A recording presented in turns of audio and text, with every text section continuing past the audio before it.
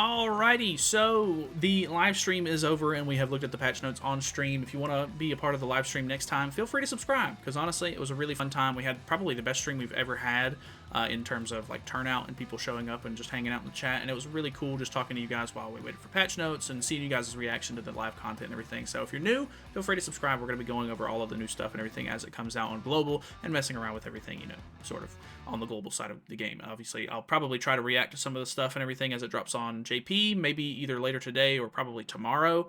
But yeah, I'm pretty excited. If you don't know already, we are getting a brand new Bond. He is Transcendent Bond. He is a light unit, which is very interesting. You can see him on the screen right here. Looks pretty dang good so far. Looks really cool. He honestly looks, and like damage-wise, it looks like he can really dish out some damage. The very interesting part is that he ended up being a 7 Deadly Sins team kind of unit, and not necessarily like a human team unit, which I think a lot of people were kind of expecting. This is the ultimate animation right here. But he actually does look like he's very, very strong, of course, because all, you know, festival characters when they come out are pretty overpowered. So yeah, we have that. We have the brand new Bond. Just going over some of the highlights, we have the festival and everything. So we have the new Bond. Here his SR outfit, or SSR outfit cut in, and then the UR outfit cut in. The banner is looking pretty interesting. We'll go over the entire banner in the patch notes in just a little bit, but these are the five characters that we voted for, and they're also in celebration of a new legendary rare character, which is Lostvayne Meliodas, by the way. They're doing a new rarity to sort of buff up old units, and in celebration of that, they are putting all of the festival Meliodases on the banner as well. So a lot of people were upset that you know, Purgatory Meli wasn't going to be on the banner, but he actually is getting added. Unfortunately, there's about 1,000,001 characters on the banner itself, so the odds of you pulling him are probably abysmal. But yeah, we're also getting a couple of free units throughout the event as well. They're teasing a part 2 unit, which you can clearly tell is Arthur right here, which is even funnier because they even showed in a screenshot from something that it is definitely an Excalibur Arthur. I assume he's either going to be red or green because we already have a blue, or sorry, he's either going to be blue or green because we already have a red one. I would be more willing to bet that he's going to be blue. But either way, very cool stuff. There's going to be like a free ticket that you get at the end of the Hawk sort of roulette sort of event that's going to give you a choice between a couple of different seasonal characters, and Summer Diane, which is a character that a lot of people really want for OG Demon and stuff, she is actually going to be free. You're also going to get a free copy of Freyr as well, which is super cool. And yeah, like I said, we are getting LR Rarity as well. So they did show off some of the gameplay of the character. They did show off some of his outfits and everything. Honestly, his outfits are not as good as I was kind of hoping they would be, but he does have some kind of cool ones. Overall, I would say they're pretty cool, but maybe not the greatest costumes I've ever seen. I want to see if I can get it to where they show the last outfit. The last outfit is like a tactical vest, sort of like almost like as if he was like a special ops agent or something. I don't know. It's very funny to me. That is the base UR outfit, which I think honestly might look the best out of all of them, if I'm being 100% honest. And then he does get a couple of like cool haircuts, and his nunchucks do change as well, which is kind of interesting. I kind of figured they would try to keep the nunchucks the same, but there's the sort of like weird tactical vest as well. They did show off some gameplay, and honestly, he does look pretty strong, but then again, they're never really too good at showcasing these units whenever they very first come out, so I'm definitely going to wait until the JP players actually get their hands on this unit. So you can see they're going up against a Demon team. They do have Demon Cusack in the back, so it should technically be lowering Bond's stats, but you can see he does have an Extort stack on as soon as it starts. We'll go over his skills in just a moment. But I don't know. Very weird team that they're using with him, of course. But the big takeaway here is that he uses both Bond skills. And you'll kind of just see the end result. He goes for a Purgatory Melee here. Even with his damage reduction stacks, I'm assuming he used the Merlin attack first, so that way it burned one of the stacks. But it basically insta-kills Melee turn 1. Very, very cool. I mean, he seems like a really nice unit. The fact that he is, you know, a Sins buffer unit and not necessarily a human buffer unit is very kind of weird to me. There is a new game mode. It's very Guild Wars-esque. They didn't necessarily show like the actual gameplay of it, but they did show a couple of like screens of, you know, the stuff itself. You get these little coins and stuff, and depending on the bracket that you're in, you get more rewards, of course. And then the big thing here is that we are getting an LR Rarity, which is a big improvement to an existing character, and the first character that they chose to do it for was Lostvayne Meliodas, which we will go over the changes as well, because it's actually way more than just a buff change. I figured that they were just going to just buff some substats and then call it a day, but they went above and beyond with this thing, and they completely revamped the character in its entirety. So let's go over the banner really quickly as well. So we have... well, we have Bon first. Let's go over his skills and everything. So we have Bon right here, which, I'm sorry, this is a little bit out of the way. I'll hide my camera for the moment so you can read this as well if you need to.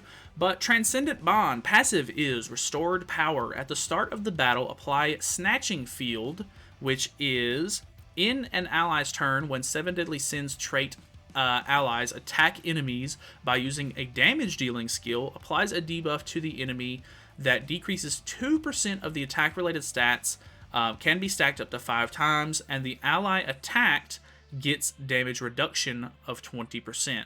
So that's pretty big on its own. And you might be thinking, hey, this is like a really abysmal sort of stack, like 2% attack-related stats is not a big deal, but it kind of comes into play later.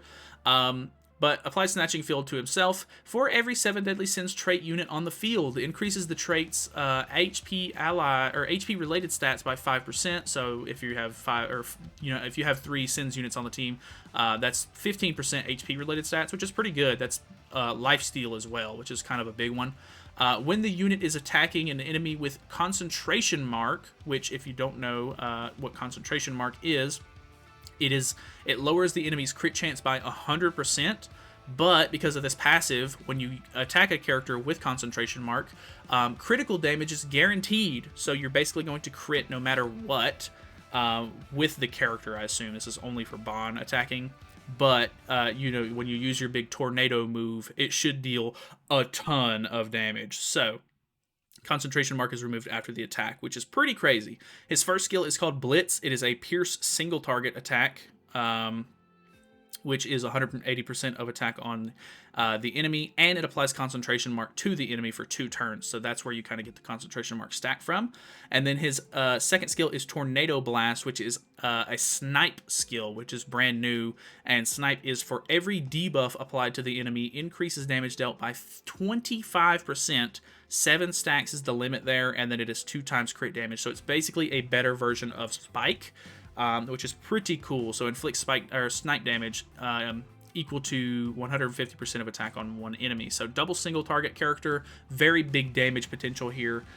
His ultimate, on the other hand, is Assault Hunt, which is for every debuff, buff, and stance effect applied to the enemy, increases damage by 40%, then attack all enemies, and damage is equal to 600% of attack because of its Power Strike. So obviously this is at 6.6, so I'm not exactly sure what the scaling is on it. I'm assuming it's pretty bad. It looks like at the lowest it's 5% instead of 40%, which is obviously not very good. But hey, you know, any increased damage is obviously, you know, a good thing. It just always, like, festival characters always scale really, like, you know, whale heavy. But the ult passive is when the unit is present in the battlefield for every attack-related stats debuff applied to the enemies, which comes from his passive up here, increases his attack by 3 or attack-related stats by 3%, and it's only his attack-related stats debuff that applies to this part of his ultimate. So very, very, very interesting stuff. The banner itself obviously is a 900 mileage, and then you get a guaranteed copy of a character at 300 and 600. The banner is absolutely chocked full of units. You can see it is completely filled to the brim. And because they are releasing the LR version of Lostvayne Meliodas, they have actually added the remaining characters that didn't get voted into the banner that are festival exclusive Meliodases. So we also get Lostvayne, which is good because he's not on a lot of banners nowadays. So new players can maybe get a copy of him. Obviously, with this many characters in the banner, the odds are extremely low, but Assault Mode and Purgatory Melee have also been added. A lot of people were pretty, like why isn't, Purgatory Melee in the banner? But here he is.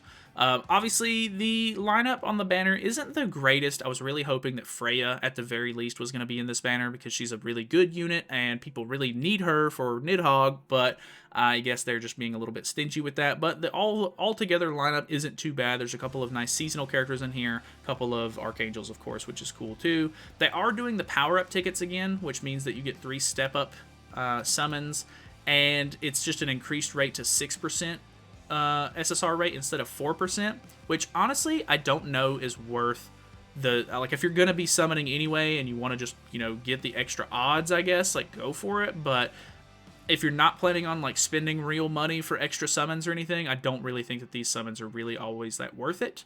But either way, we have some more interesting information, of course, to go over. We are getting Chapter 27. Obviously, there is a new LR Rarity, which is very, very cool. They did show off in the live stream that he gets a full set of UR cosmetics. Another thing to note is that they also gave him a relic for one, but with the relic and his LR Rarity maxed out and everything, he has 75,000 CC, which is by far the highest in the game at the moment. They showed off Bon, and I think he was at 71,000.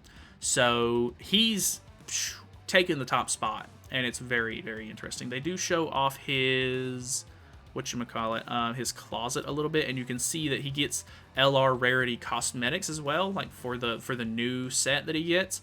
I don't necessarily think that that's going to be like, you're not going to be able to upgrade other cosmetics to LR, which I think is really good. That would take way too many materials, if I'm being honest.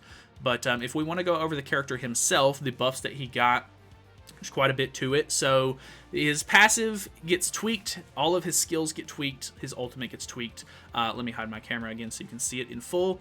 But his passive is, when an enemy attacks the unit with crit, ranks up every card the unit has, then increases his crit defense by 30% with a maximum of 90%, which is good. You want him to have crit resist, or you don't want him to have crit resistance because you want him to get crit, but you want him to have crit defense so that way you can tank the crit when you get hit by it.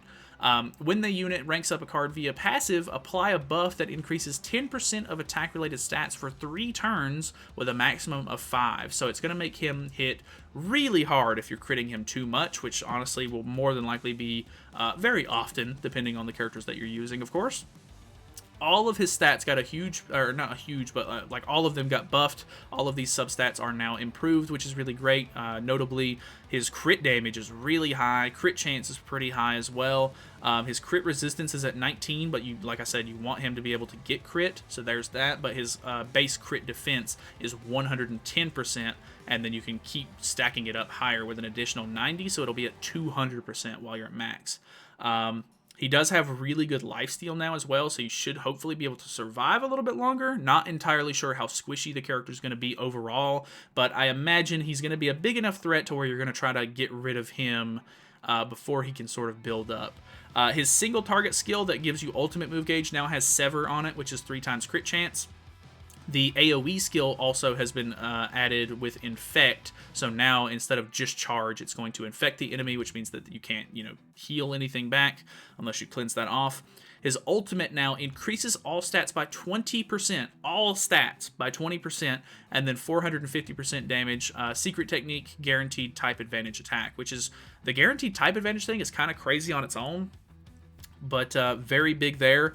The secret technique has been improved from 60% per card in hand to 80% of cards, or per card, so that's also like a slight boost as well. His Holy Relic, on the other hand, is for every ult gauge, I'm assuming on the unit, but I'm not entirely sure if it's for the enemy. Some people were saying detonate when this got revealed, but I don't know if it's for his ultimate move gauge or if it's for the enemies just yet, but for every ultimate move gauge, increases the damage dealt by 10%. So when they did show off the character, they did ult the training dummy that you can sort of like test your skills out on, and he did like an easy 2 million damage to just one enemy. So that is absolutely insane. Diane also got a relic. We'll go ahead and go over it as well because they show off the relics somewhere down here. But we'll just go ahead and talk about it. Diane, Festival Diane got a Holy Relic, which is increases damage dealing from allies by 30% for 2 turns when the unit uses a stance. So just going to increase your, allies damage dealt, which is honestly never a bad thing. So, LR Rarity, looking good. It actually improves. It makes the little border around your passive, like have a little star, like saying, you know, hey, this is upgraded. The ultimate also gets like or the ultimate card gets a little improvement. And the LR border honestly looks really, really nice. It looks really sleek and very cool. It does reset your character back to level 1, so it's going to take you, you know, a lot of XP potions to get back to level 100, and the currency needed to LR a character is going to be coming from this new game mode. So we're getting basically these new dragon stamp looking things, dragon eye stamps, that are straight from the game mode.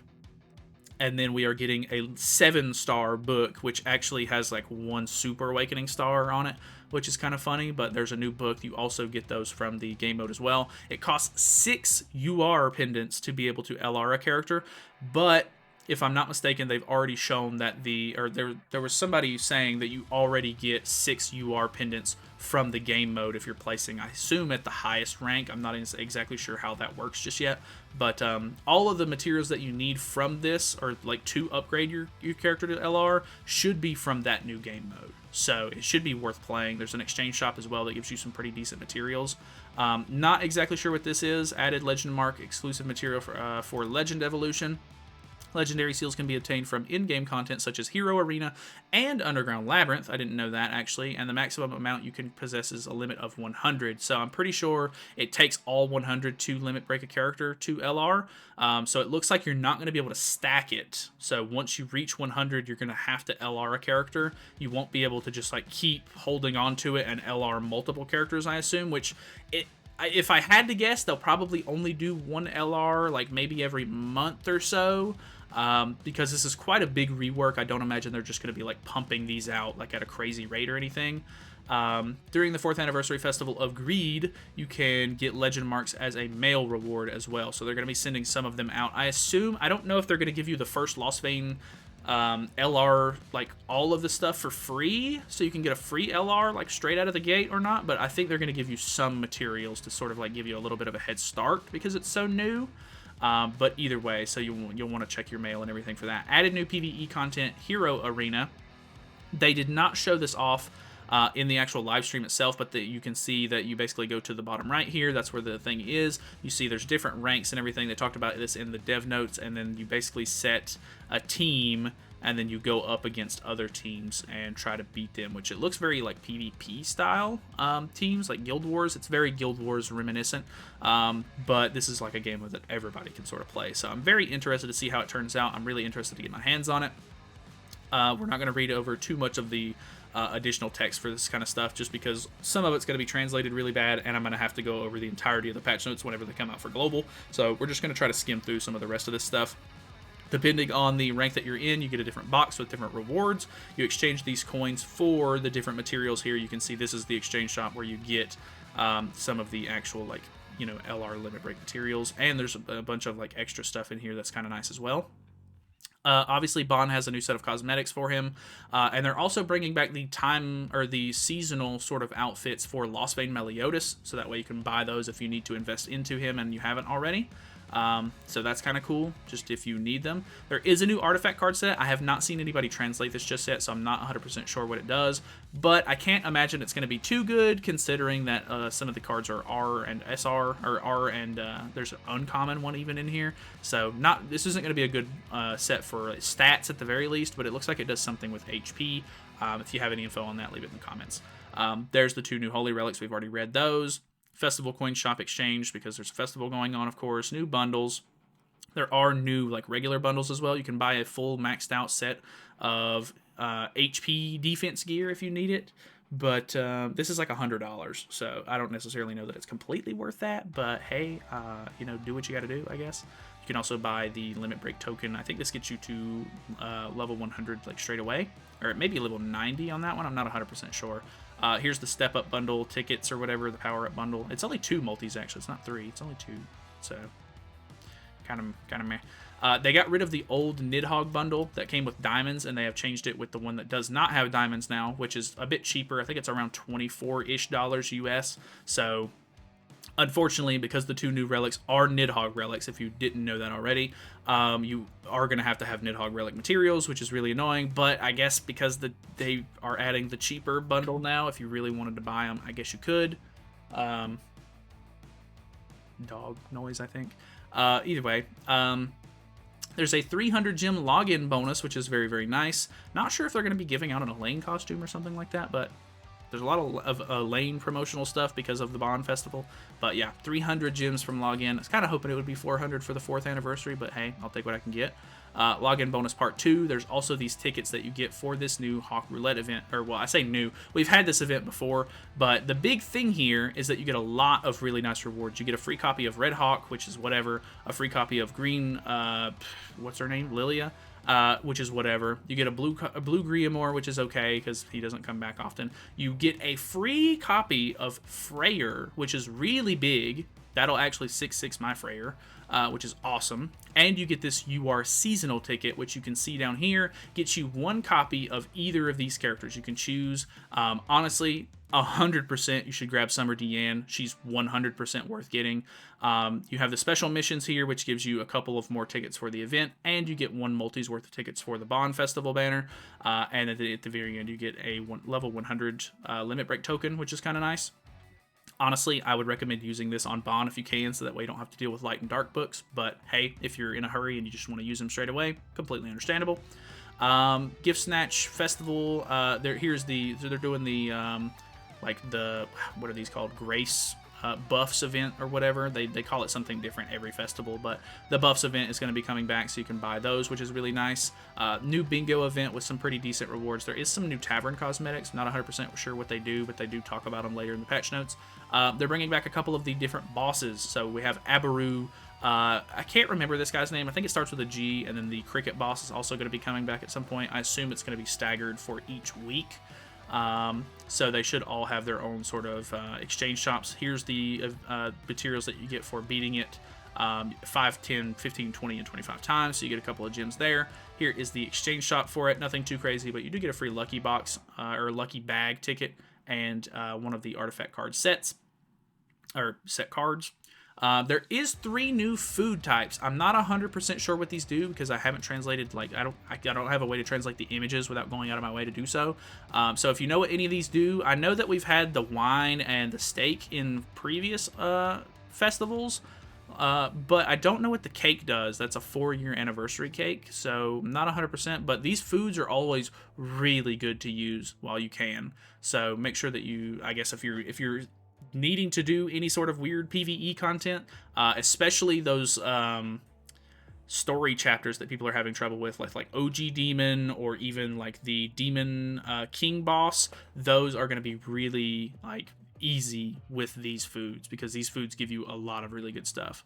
So Fort Solgris buff event. There are 3 new tavern cosmetics. Like I said, I'm not sure what they do. King exchange event is back. A couple of new boosts because they've already started boosting stuff with the Mave stuff. Here's the lucky bag rates and everything. There is a new Hawk Pass on JP. The next cosmetic set is a racing outfit for Mael. Not a big fan. Plus, he already has like several cosmetic sets at this point, so I don't really think there's any reason to buy that unless you just really like it. They're bringing back the pirate set for Thonar, which is cool. In-app advertising reward increase, so you can watch more ads for more rewards, 1 new battle event, and then there are a couple of really nice quality of life changes, which are improved display of event rewards, which is fine. This is the big one that everybody's been wanting. Added character continuous super evolution function, which means that it takes into account, hey, you already have these, materials in your box. You can just go straight from level 60 to whatever level you want in increments of 5, of course, but you can basically just tell it, hey, I want to go straight from 60 to 100. I already have this stuff in my inventory, which is awesome. That's going to be such a nice quality of life change. So very, very, very good stuff. Really like that one. Lucky bag event, sort of display improvement, which is fine, I guess. And then there's a bunch of like bug fixes and stuff. One notable thing here is that you want to make sure to use your training cave keys, because after this update, training cave keys are going to have a maximum of 10. They are going to limit you, and you won't be able to gain more training dungeon keys. I know everybody hates training dungeon for some reason, but you need to do it so that way you're not getting completely limited here. I don't think there was anything else super noteworthy that I wanted to talk about. Honestly, just really, really cool stuff in general. I'm actually super hyped to be a Grand Cross player right now. It's fantastic. I'm super looking forward to all of the new updates and everything. This update looks awesome. So, 4th anniversary, going hard. Thank you guys so much for watching. Hopefully you guys enjoyed. I know it was a lot of information. I'll try to timestamp everything so that way people can sort of skip through at their leisure. Obviously, I'm saying at the end, so the odds of you already knowing that are either slim or you've already seen the the chapters by now. But either way, thank you guys so much for watching. Feel free to subscribe if you have not already. I will see you guys in the next one.